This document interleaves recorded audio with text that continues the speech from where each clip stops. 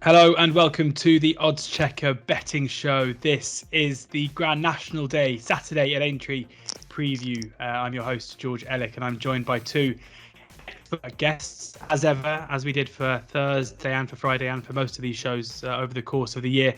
Oddschecker's tipster, Andy Holding, joins me today. And replacing Roy Delagi from the first couple of episodes, we have Johnny Ward joining us again, who's been a regular in recent weeks as well. And we've heard enough from Andy over the last couple of days, Johnny, on what he makes of Aintree and the rest of it. So I wanted to ask you, are you a big fan of the Grand National? A few good memories on course? Any big winners in the big race of the day? I've a terrible record in the Grand National, so let's get that out of the way. So glad we booked you.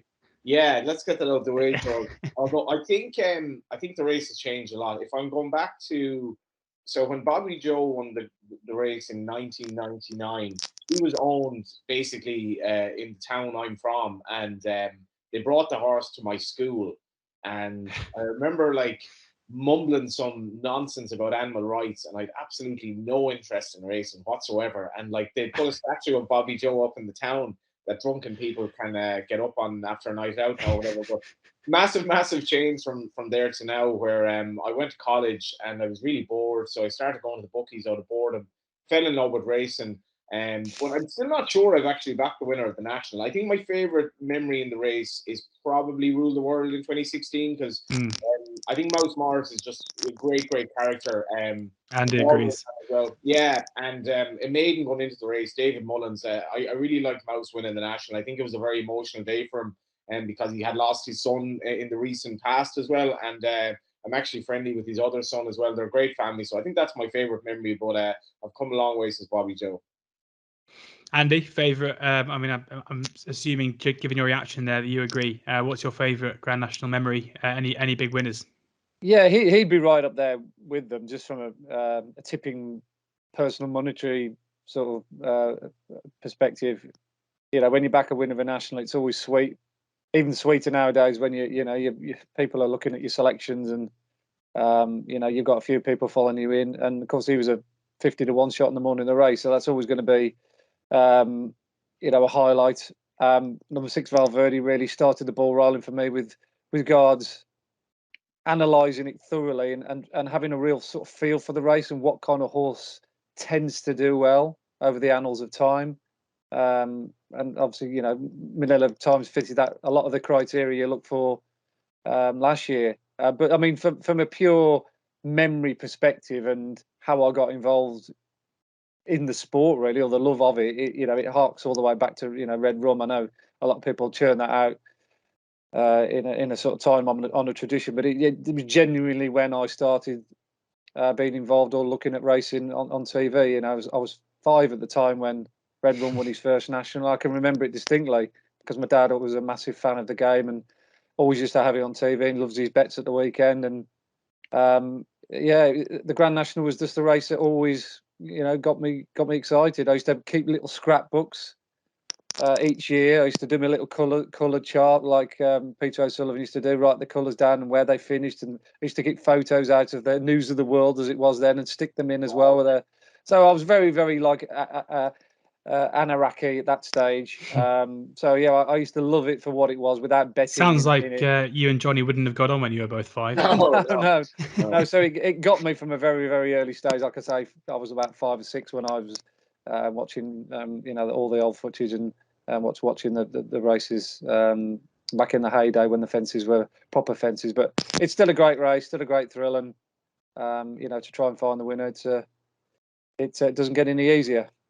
I think on that point as well, I generally find I think the animal rights lobby and the insecurity of British racing in terms of the animal rights lobby it's just plain wrong at times. But in terms of the national, I actually do agree with the changes they've made. I think it was just too much, and I think there was what was the year where there were a couple of fatalities and they changed it. But it's one thing. Yeah, I think they've done well. It's become like the days of Bobby Joe. Like he race from out of the handicaps completely from another era. He wouldn't get anywhere near the race nowadays. And interesting to hear Martin Brassil say as well that even number 6 Valverde, which doesn't seem that long ago to me, said he wouldn't have a hope in the race nowadays.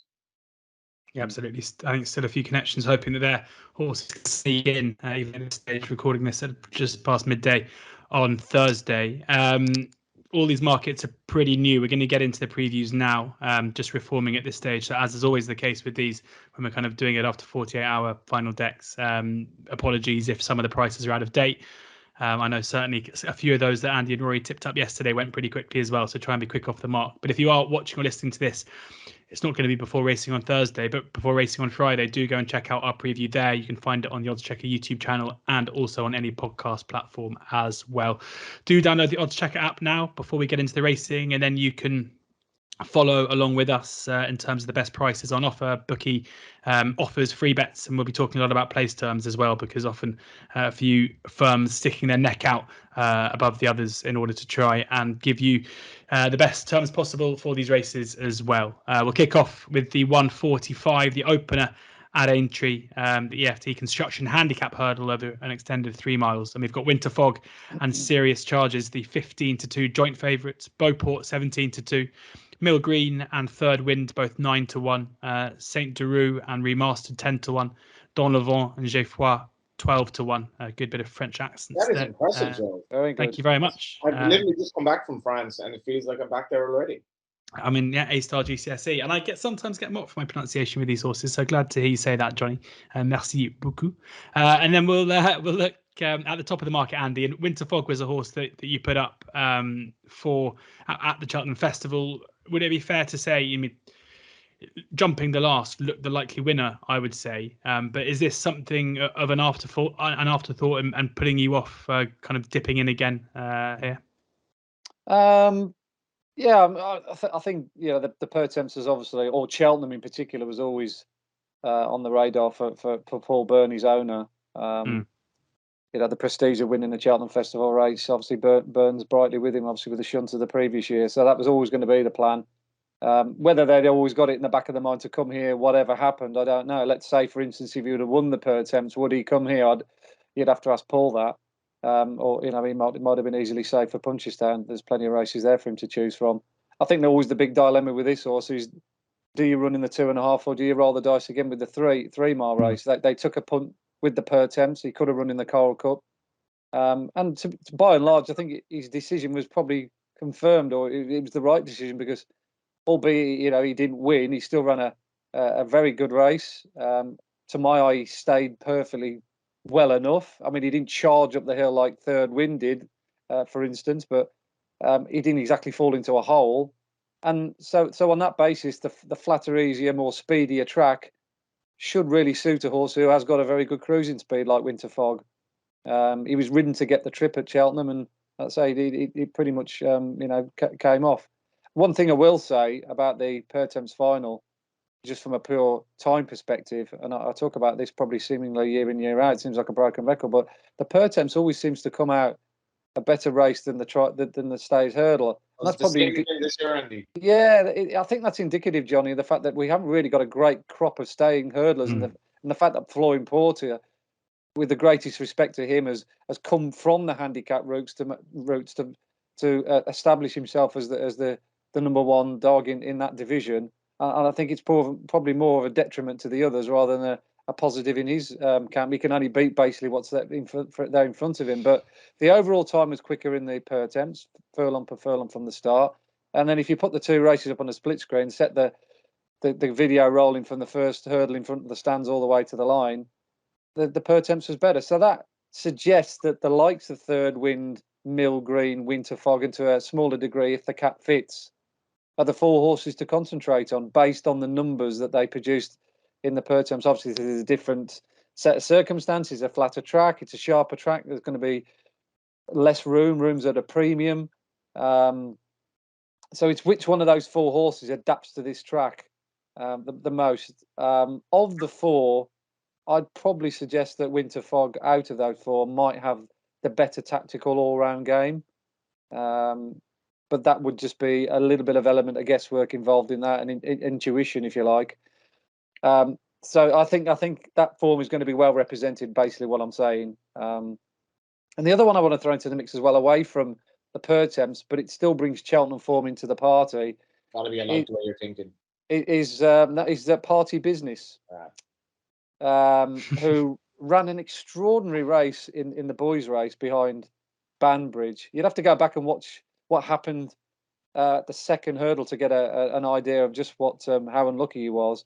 There was a horse that fell directly in front of his path, and he literally ran into him, brought him to a virtual standstill, and from that point onwards, his race was run. But how he managed to pick himself up and finish fifth was real testimony to his ability.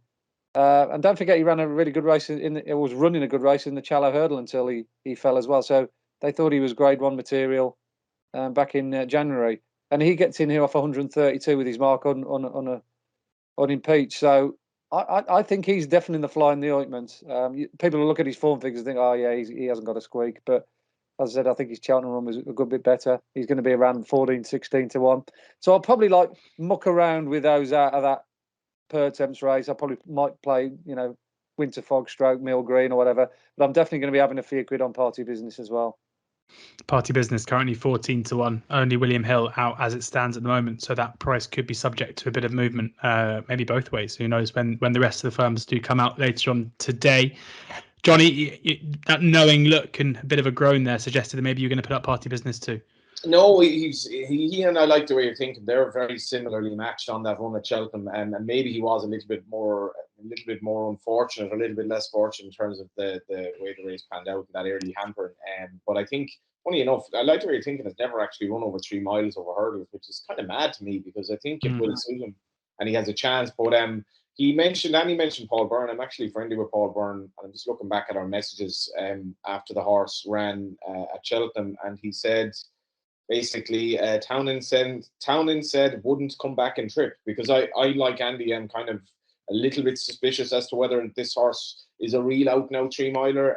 But at the same time, the way he travels and the flat track Aintree, I think he's a knocking each way bet at 15 to 2. Like he really, really travelled well. They've retained the hood on him. He's still relatively a blank canvas for the trainer at 3 miles. Emma Mullen's an outstandingly good trainer. I think he uses Willie Mullen's gallops. So I think he's a lot of positives. The handicap was more or less left him unchanged. I think he's, up a pound? And I think the flatter track will definitely help him. The big field should have no problem travelling into the race. I think he's a great each way chance. Lovely. Winter Fog getting a positive mention from both Johnny and Andy there at 15 to 2. Hills, the firm that are out, are currently 5th to 5 places as well. So keep an eye out on those place terms as well. We'll stick with you, Johnny, for the Mersey Novice Hurdle over 2.5 miles. 3-Stripe Life is 15 to 2 ahead of Walking on Air at 7 to 2. Good Risk at all 7 to 1. LA Bell 17 to 2 with Colonel Mustard, Stage Star and North Lodge 10 to 1 as well. How do you see this? Yeah, this was a race that John Bond could have gone in, and obviously it's opened it up a bit. We had Gordon Elliott on our Racing TV podcast this week. He's very sweet on 3-Stripe Life. I didn't think he did anything wrong really at all behind Sir Gerhard. I think Sir Gerhard, in fairness, is a very good horse. He's not running here. He's a little bit unoriginal. Whether I back him at 5 to 2 or not, I'm not sure. Walking on Air is a very interesting prospect. The interesting one in the race for me is Colonel Mustard, because he's a McPhee horse, and to me, he doesn't really look like he's crying out for this trip. But they are stepping him up in trip, probably to see how he goes. They have a hood on for the first time. Ran really well behind, obviously, a thrown-in horse and Stateland, which, by the way, just got me thinking very briefly how if they keep expanding Cheltenham, it'll become less fun, because it'll just make Willie Mullins spread his horses out even more so, like where he can run Stateland and a handicap. But that's by the by, because anyway, I'm not sure about Colonel Mustard stepping up in trip. For me, he looks an out-and-out 2-miler, but tends to vote for 3-Stripe Live at the price. I think he's going to be thereabouts at the very worst. He's a lovely, lovely way of going by leading light and finds plenty for pressure, and he should be thereabouts. 3-Stripe Life 5 to 2, best price at the moment with Skybet, Boyles and 888. Hills open up 2 to 1. So ducking him a bit there.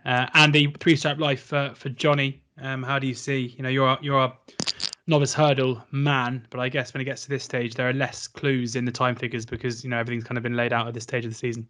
Absolutely, yeah. Look, I'm a fully paid up member of the 3-Stripe Life fan club. I think I put him up every single time that he's run this season, other than when he won first time out. But I was with him big time against Sir Gerhard at Leopardstown. He was an each way price that day, so I was quite safe in thinking it at the very worst he'd finish second or third. And then I went with him again at Cheltenham again from an each way perspective. I thought he was like 7 or 8 to 1 in the morning. That he's almost wherever Sir Gerhard finishes, he'll be bang there, and that's exactly what he did again. So he does represent two very strong form lines. His numbers are good. He goes through a race very generously. He doesn't do anything daft. He doesn't pull hard. He just gives himself every chance. We know he stays the trip. But this time he's like tight enough price. He's the kind of horse I'm always looking to play each way when he's underdog rather than piling now at 5-2. And you know, whichever way you strip it down, he did have a hard race at Cheltenham on of course, really bad heavy ground. So there are other players in this race now that missed Cheltenham that might just give him a thing or two to think about. And one of the main ones is Good Risk at All.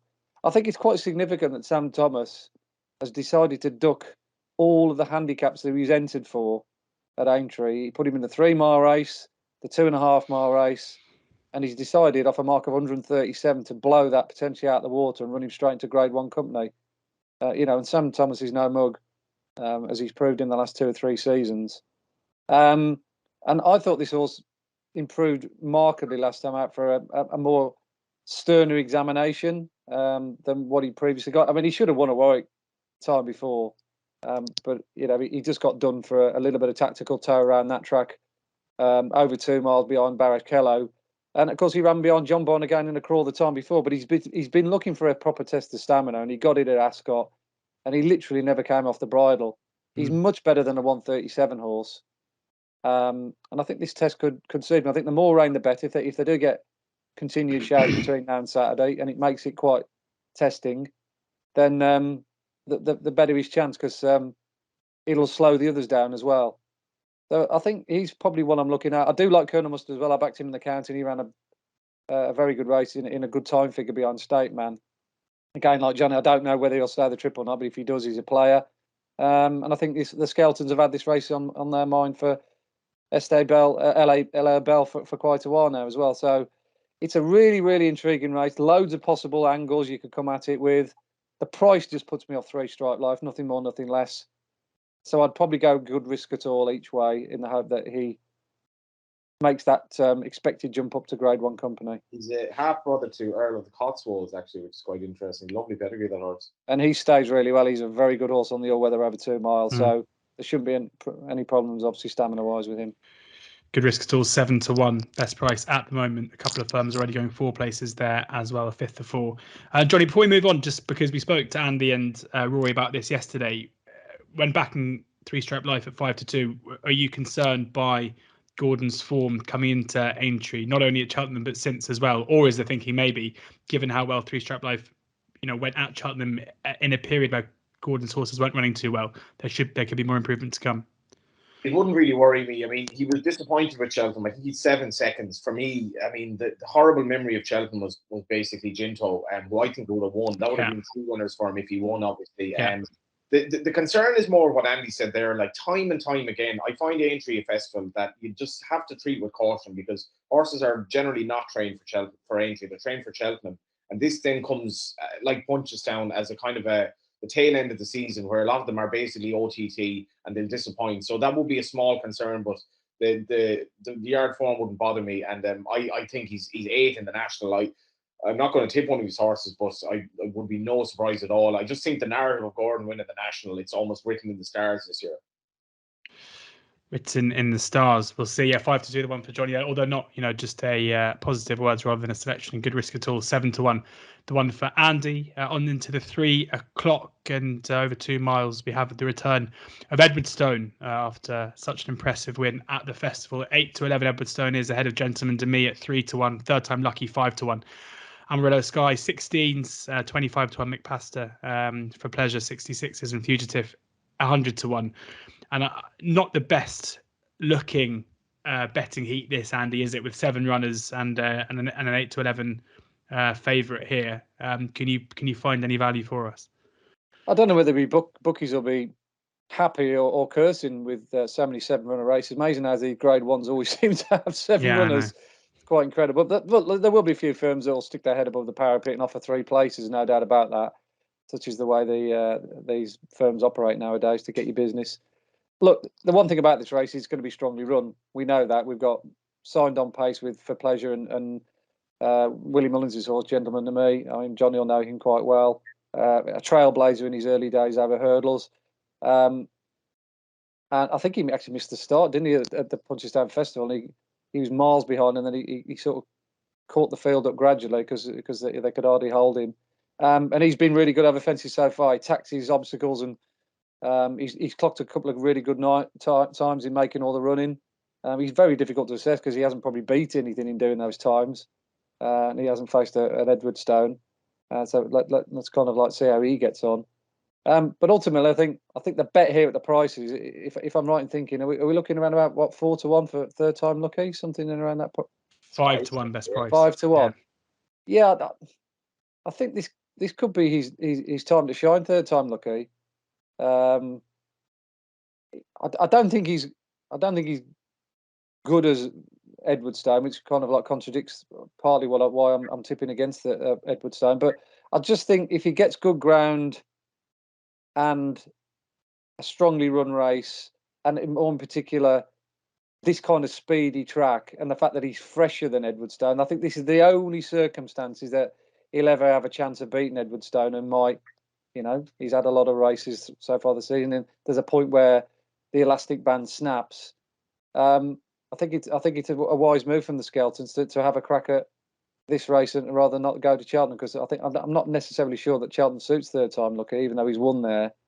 But he was very good the day when he beat Do Your Job at Doncaster on a flat track on good ground, and there was nothing wrong with his run last time out against Edwardstone at Warwick. It's not as though he's got to find an absolute packet. And looking at the forecast, the ground might be quite favourable for him on come Saturday. But either way, at 5-1, I think he could be a bet each way if some firms go three places, or even without the favourite, because he'll be second favourite in the without the favourite market. Because I think Gentleman to me, he'll do one of other things. He'll either go off in front, win, or he'll bomb out completely. I don't think there's anything in between with him. And I think third time lucky will be ridden just with a view of striking late. So he's the bet for me at the prices. Third time lucky, 5-1 best price, as we said. The one there for Andy. No market yet on without Edwardstone, but that was sure to open up in the coming hours. Johnny, anything you can find for us here?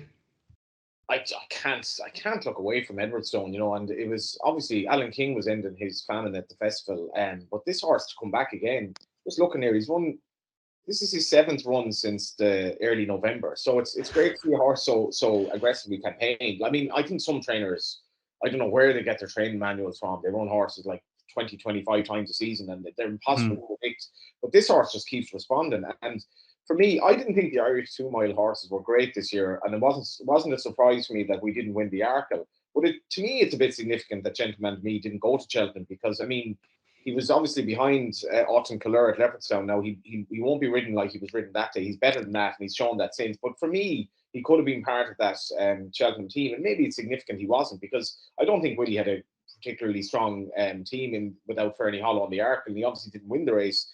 And whilst I don't think it was a great renewal of the Arkle, I mean, Gabinaco finishing second is probably telling enough. He was supplemented and he wasn't expected to even run the race. I think that, like Edwardstone, for me, he's just rock solid. This will be running a good gallop. It will suit third time lucky, who could easily finish second. But I don't really see how he reverses the form. Edwardstone, for me, considering obviously he was extremely fortunate not to be brought down in the Arkle. But when you consider the way he won the race after that, I mean, that kind of helped him in terms of his mental strength in the middle of a race to avoid a faller like that. He's so uncomplicated. And for me, I wouldn't want to lay 8-11. I don't see any holes in this horse at all. 8-11 best price currently with Boyles for Edwardstone, sure to be popular come Saturday afternoon at 3 o'clock. On to the 4th race of the day. And we have the Liverpool Hurdle, which sees Florian Porter, of course, the winner of the Stayers, the dual winner of the Stayers at Cheltenham, returning to the track at 7-4, ahead of Time Hill at 11-4. Champ 7-2, Cider Burley 10-1.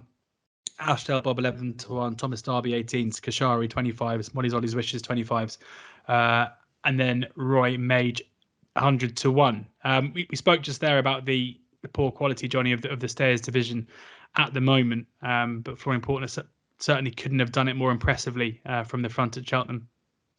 He couldn't. It was grave ride. I don't think Danny Mullins used a whip on him once. Ruby Walsh spoke volumes and really well about his usage of the reins after the last hurdle when, he's not an entirely straightforward horse, but he won with plenty in hand. Andy has spoken really eloquently there about the time of the race was obviously a pretty muddling gallop. He got a completely soft lead. I don't think he's going to get that here. I think Ashdale Bob will probably want to lead as well, or at the very least take him on. That's not to say Florian Porter absolutely needs to lead, but for me, he was very much trained for Cheltenham. We saw obviously that he bombed at Punchestown. Now he probably had excuses when he bombed at Punchestown, and he's better going this way.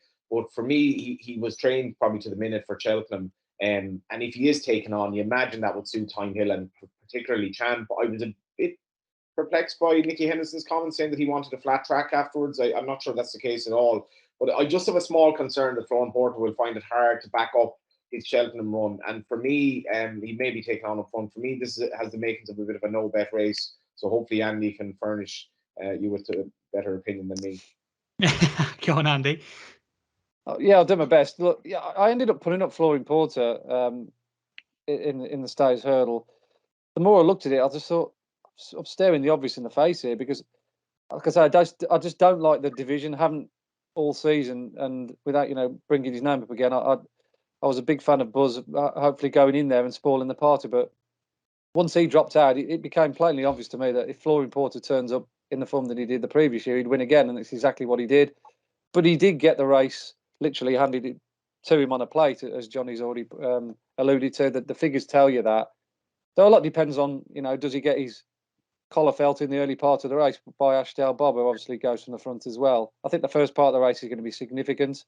But either way, which you strip it down, the stats very much point to horses coming into this race that have run well at Cheltenham, but not necessarily won the Stays Hurdle, but have had Aintree form in the bag. I think the stats are 14 of the last 17 winners of this race have run at Aintree before or run at the Aintree Festival before. So there is a bit of a pattern developing here. The same kind of horse tends to rock up here and win it again or run well again. And that very much leads you down the path of Tyne Hill, who of course beat Roxari and a stirring finish in this race last year. Second to Florian Porter, of course, in the Stayers, so he hasn't got massive amount to find. And if this race is slightly different run and a track that he likes and prefers, then there's every chance that he might just turn around the form. Either way, if you're like a multiple each way exotic player and you're looking for some each way doubles and trebles, yeah, exactly, and each way, and you can get sort of 3-1 or in and around that price for Time Hill, you'd basically stick this horse in every single leg that you could as a banker, because barring miracles, he's not going to finish out the first three. I think 9 times out of 10 going 4 as well. Yeah, exactly. I mean, I think 9 times out of 10, Time Hill had always run his race, where you couldn't say that about all the others, including Florian Porter, because he's fallen and pulled up. So he's just missed the reliability, and on that basis, I'd sooner get with him from an each way multiple perspective. Time Hill 11-4 best price at the moment. As I said, Skybet currently going 4 places, sure to be others following suit at 11-4. One for the there's really popular each way multis that I'm sure will keep your accounts open for as long as possible. On then to the heat, they're 4:15. The Betway Handicap Chase. And Chamblou turns up after his run in the Ryanair at Cheltenham. Disappointing run, but his 5-2 favourite to put that right in handicap company here. Oscar Elite 7-1. Captain Nord 17-2, T Clipper 9-1, Commodore 14-1, Killer Kane 14-1, Espada Rome top weight 16-1, 20-1. Bar those 18 runners here, Andy, in the race ahead of the big one of the day. Yeah, I think this represents probably the poorest value of the whole day. Chamblou at sort of 9-4, 5-2. I think he's a ridiculously short price.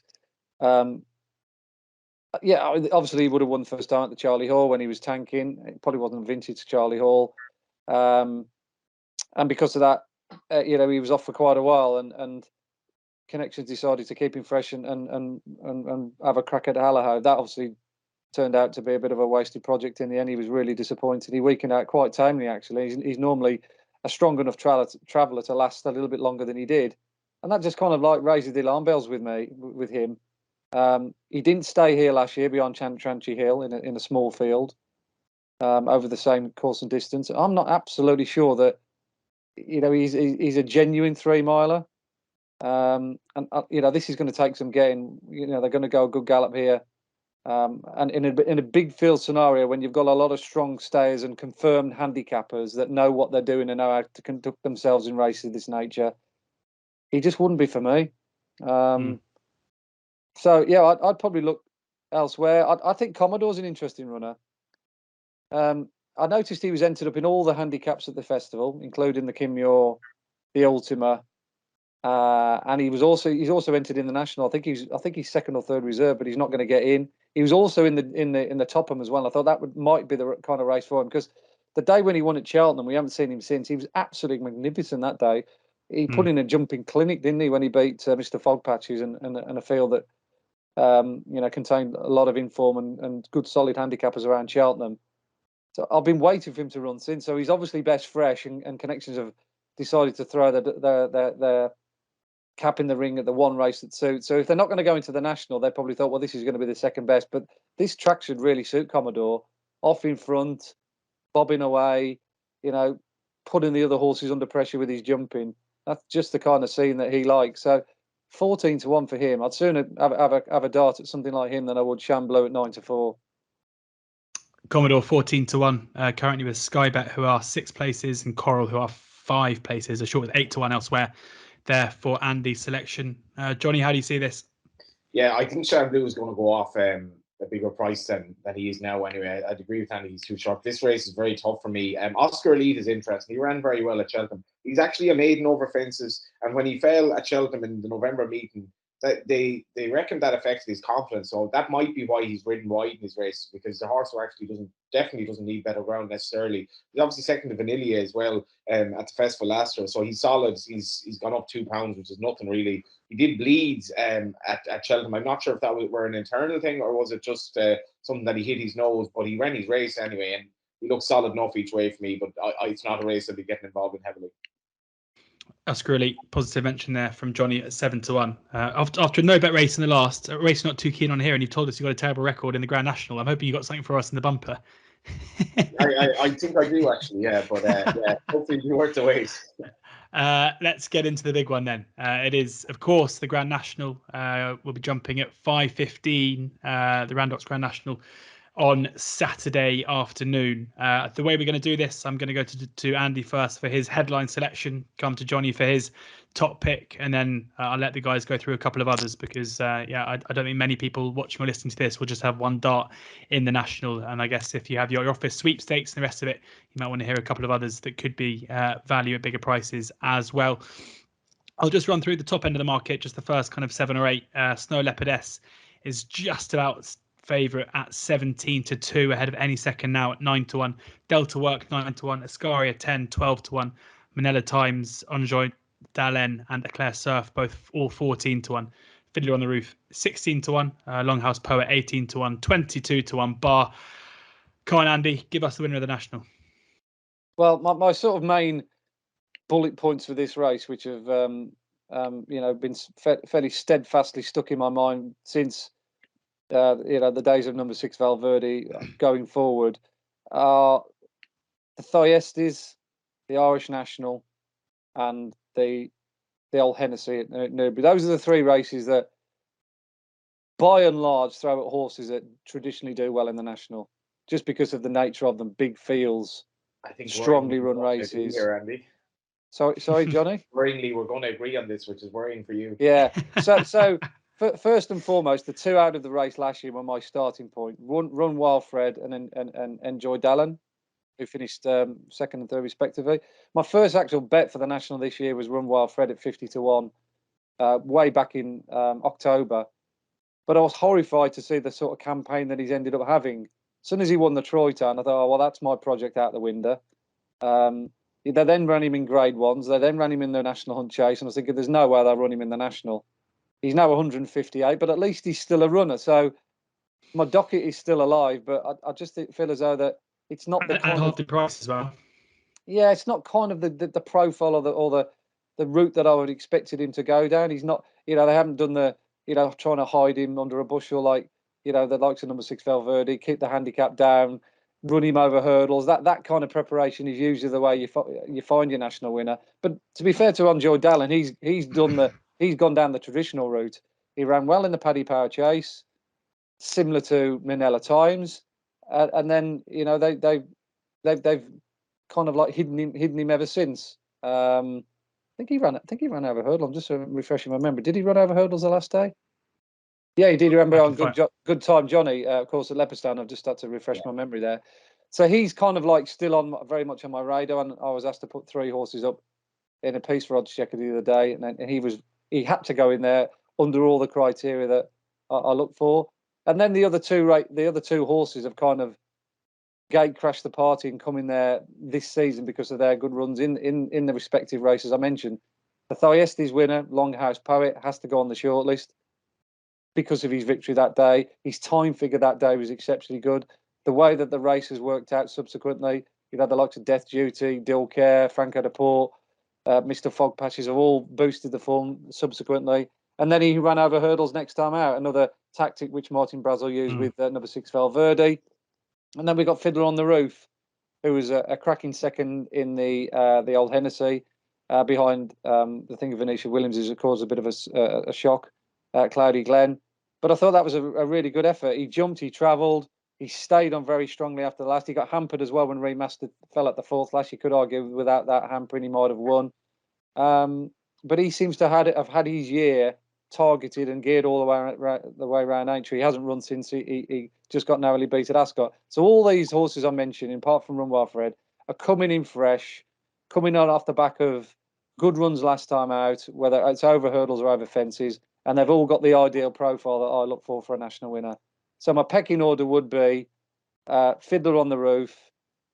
It could do with a little bit more rain for Longhouse Poet, arguably, but he's definitely up there in the top 2 or 3. Enjoy Dallin, and I'll chuck in Run Wild Fred as my 1, 2, 3, 4. I love how I've asked Andy there for a headline pick, and he's given me 4. Never change, Andy. How do you follow that, Johnny? Hashtag never change. I don't think I'll give you 4. It'd be absolutely insulting if I were to give you 4 horses, considering I don't think I've ever actually backed a winner. That's the way to do it. Give us the field. Yeah, Gordon Eddy has 8 runners. I just think, if you're talking about writing a script here, considering what Rachel Blackmore did for racing last year in terms of the positive imagery that it needed at a time subsequent to the Gordon Elliott saga, and Gordon to come back, what reception would he get in Aintree will be very interesting, because I know he loves Cheltenham, I know he loves Aintree. He trained the winner of this race before he had a winner in Ireland, which is absolutely mad when you think about it. Nobody would have heard of him when Silver Birch won the National.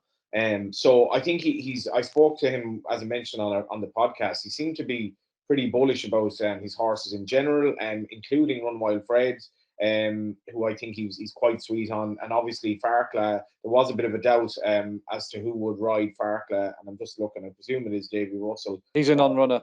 He's a non-runner. He's come out. Yeah. There we go. So Jack Kennedy rides Delta Work, who for me, obviously, he could be rejuvenated. He said he's done very little with him since Cheltenham. He's the class angle in the race. But for me, I like Longhouse Poet. Interesting, Andy says about the ground. This horse beat Bunkfish in a bumper on good yielding. His trainer was interviewing the race post this week, and he said that he thought he sort of did want heavy ground, but he said it wasn't that bad at Bourne, which it wasn't, and he travelled very well. He did run disappointingly over hurdle since. I'm kind of willing to forgive him that. I think the key to this horse is he's going to stay all day. He's totally unexposed at the trip. Obviously, you want a horse ideally that is, doesn't have stamina doubts. But for me, I wouldn't have any concerns about him on that score, even though he hasn't gone further than 3 and a bit. He's going to be handy as well. He'll stay out of trouble. I think he ticks a lot of boxes. Darrow Keefe, an excellent rider, 16-18 to 1. I think he's very, very solid. I could see Delta Work running well despite his weight. I thought he looked a bit of a rejuvenated character in beating Tiger Roll, and in fairness, they were miles clear of the 3rd, even in a race of that nature. And they'd be sort of my main 2 in the race. Enjoy Dallin, I think, is very, very solid as well. And yeah, I guess it could be Martin Brassel again. You'd have to give a mention to Claire Surf as well. The fact I've got this horse in off 10-6 and that form working out so well, obviously, will win my wings. He should tick plenty of boxes. He's a very straightforward horse, obviously second in the Eider. But it's, Longhouse Poet for me. So I'm giving you 3, so it's not too bad. Longhouse Poet, the main one, and that is a selection from both Johnny and for Andy. as well. Best price is 18 to 1 as it stands. That's with 888 Sport.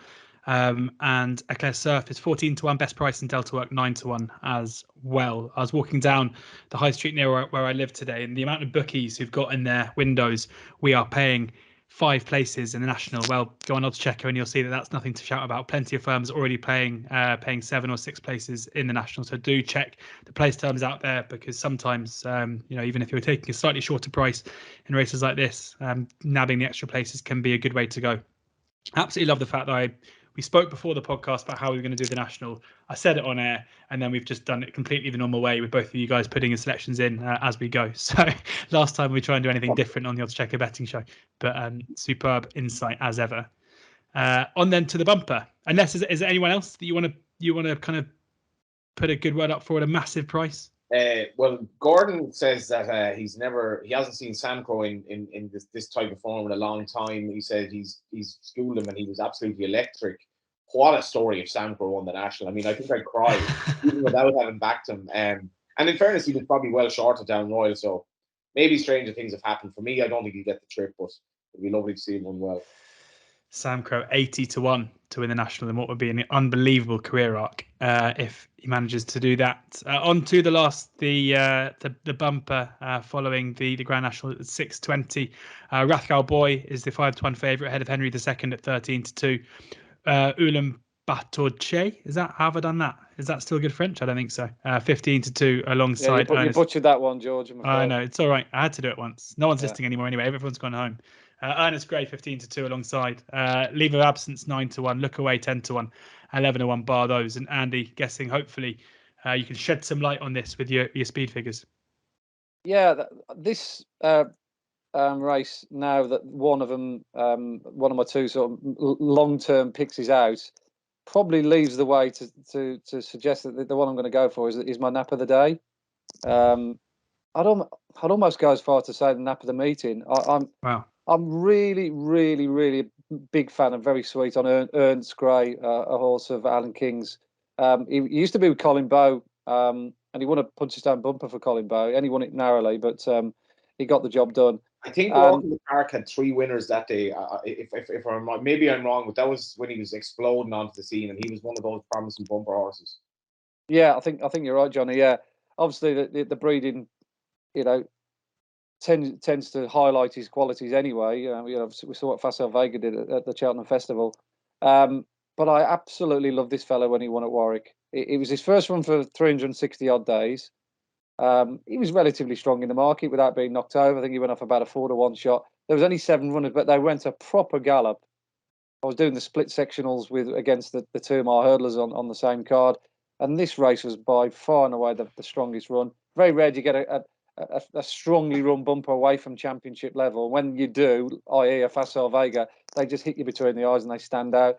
Straight away, I wrote me notes, champion bumper Aintree, and I just wanted this horse to be entered. I've read a few clippings from Alan King, courtesy of the Weekender, actually, in the last 2 or 3 weeks, and he's always mentioned that this is going to be the target for Ernst Gray. Reading between the lines, I think he's very, very keen on him. And I think it's a race that Alan King's done quite well in the past. I can't reel off all these winners of this race before, but I think he's won it twice before. And he might have had the second as well with a good one a few years back. So it's a race that is dear to his heart. But I think this horse will travel for fun. The stronger pace they go, the better he'll be. And he does stay really well. So if we can get sort of in and around that price that you've quoted with 1 or 2 firms, 4 or 5 places come Saturday, then I'll be pushing all my chips in with him. Wow. A reward for those who've stayed longer past the national. When Aintree's cleared, got through me butchering a horse's name that I'm not going to try and repeat, and then a nice little Easter egg there from Andy. Hopefully ahead of Easter weekend. Johnny, anything for you in the bumper? I like that phrase, pushing all my chips in. I can bring me back to those poker nights where you're completely bluffing, and your head's up, and then you just So that's kind of my feeling there, because I'd have to go with Andy and have at least a saver. I do like Willie Mullins' horse here, Rathgold Boy, who won at Leopardstown. Now, being honest, I don't know how strong that form is. It's kind of hard to weigh up, but he's quite a stoutly bred horse, and he won a point to point.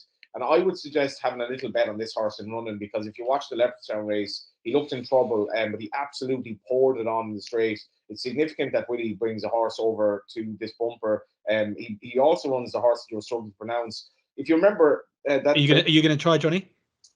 Ulan Batter Deshay, maybe. Anyway, I think that's what I said, wasn't it? So this horse was a strange one at Cheltenham because Willie gave an interview, I think it was on Racing TV, and it was bucking down rain, and he basically said, yeah, that could well suit this horse, and it was then just like within about 2 minutes was smashed in the market purely on the basis of the interview, I think. But obviously the race was a complete car crash for him. I think the bit went through his mouth, it was unsteerable. So I'd say he's probably capable of a lot better.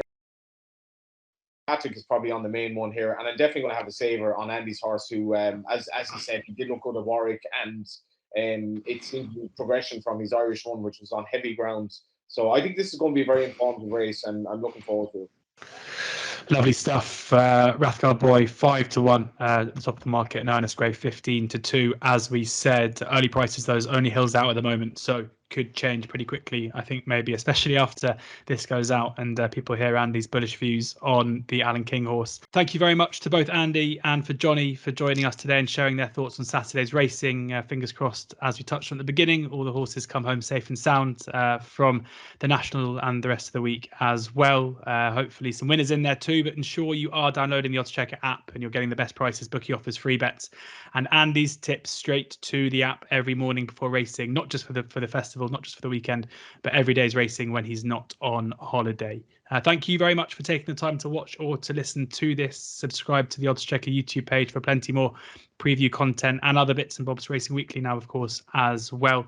And you can find these on all podcast platforms as well. As ever, as is always the case, hopefully we've given you some good tips and some good pointers, but please always do ensure that you are gambling responsibly and enjoy this stellar weekend of sport.